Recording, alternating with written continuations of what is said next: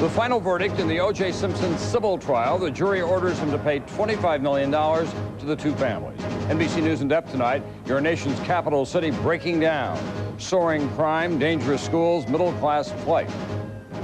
And we begin coverage of the family. Tonight, the real cost of all those missing fathers to the kids in society. From NBC News World Headquarters in New York, this is NBC Nightly News with Tom Brokaw. Good evening. O.J. Simpson claims he's broke, but tonight, the jury in his civil trial ordered him to pay the Goldman and Brown families $12.5 million apiece, in addition to the $8.5 million awarded the Goldmans last week. You may think this is the last chapter. Sorry, there's more to go. We begin tonight with NBC's David Bloom. What did the nation's biggest tobacco maker do with its leftovers? And the first in this week's series on the family. Tonight, what a real difference a father can make. There may be no more important issue for this country in the closing days of the 20th century than the condition of the American family. The out-of-wedlock births, two parents working, continuing high divorce rates, single moms, and missing dads. Tonight, we begin to cover these issues on a regular basis, beginning with the missing father syndrome. 40% of the nation's children will go to sleep tonight without their biological father present. 23 million, 3 times more than just a generation ago. NBC's Bob Dotson on the high cost to just about everyone. Daniel Hall was born lucky. Hey, dear. The first face he saw was his father's. You want to go see Mama? Researchers at Rutgers University say when he is as old as his 2-year-old brother Mark, he will instinctively seek time alone with his dad. Time that could make him more independent, even raise his IQ, with a stimulation only fathers seem to provide.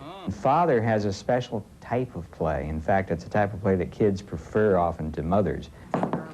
That's because dads encourage their young children to be more imaginative. That's okay. Daniel's 7-year-old brother Jeremy has learned mom is more likely to direct his play. Where does it go? 7? Down.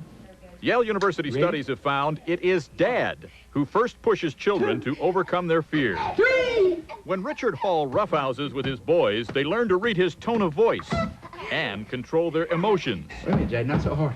That sets limits on his son's aggressiveness. In this form of play, and we see the same thing in animals, children learn where to draw the line. An alarming 70% of all hardcore criminals grew up without a dad. Absent fathers are not the only reason children have behavior problems, and many kids without dads do adjust well. But the evidence is compelling. Children without fathers are twice as likely to drop out of school, 2.5 times as likely to be teen parents, live in poverty, and abuse drugs. Where we're headed is a society in which the central dividing line between the haves and have-nots will be which of us had a father. But psychologists at the University of Rhode Island found even in 2-parent homes, fewer than 25% of the young children average an hour a day with their dad. Sociologist Barbara Whitehead. And we had a sort of optimism that it would be okay if dads weren't around. So now the evidence is sort of catching up with us, and we learn, gee, fathers matter. They help determine from a baby's first moments what kind of an adult a child will become. It's just beautiful. Bob Dotson, Hey, NBC kid. News, Atlanta. Say hello. That's Nightly News for this Monday. I'm Tom Brokaw, and I'll see you back here tomorrow night.